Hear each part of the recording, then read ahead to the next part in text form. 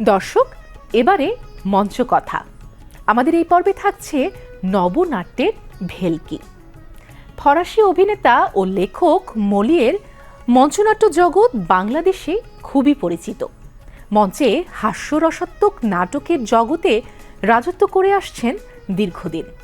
ঢাকার মঞ্চে মলিয়রের পেজকি, কঞ্জুস, ভদ্রনোক সহ অনেক দর্শকপ্রিয় নাটক মঞ্চস্থ হচ্ছে। তেমনই একটি আয়োজন নবনাট্যের প্রযোজনা ভেলকি নিয়ে এবারে থাকছে মঞ্চ কথা। বুদ্ধি পরামর্শ দে, এই বিপদ থেকে বাঁচবো কিভাবে? আমার রাস্তা আরো কেরোসিন, আমার কি বুদ্ধি পরামর্শ দিলে আমি বাঁচি? আপা জানেন এই কামবাই আমার পাউডার বাজিয়ে দিয়েছে। ওরা আমার পাউডার বাজিয়ে দিয়েছে। আপা জানেন সে যদি সমস্ত কিছু জানতে পারে।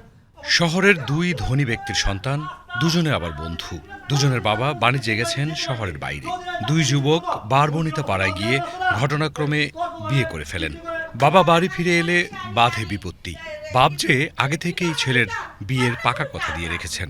এই হলো নাটকের কাহিনী।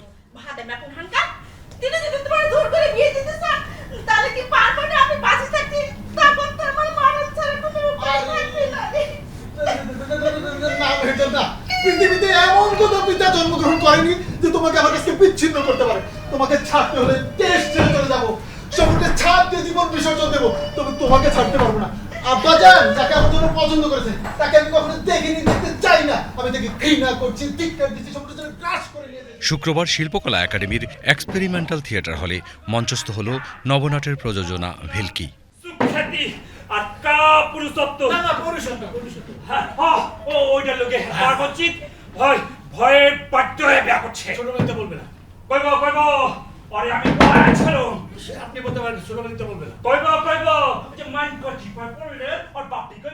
মলিয়রের লেজ ফরওয়েরিদ দ্য স্কেপিন অবলম্বনে শওকত ওসমানের অনুবাদে এস কে রতনের রূপান্তর ও নাট্য নির্দেশনায় ভেলকির এটা ছিল ২০০তম মঞ্চায়ন।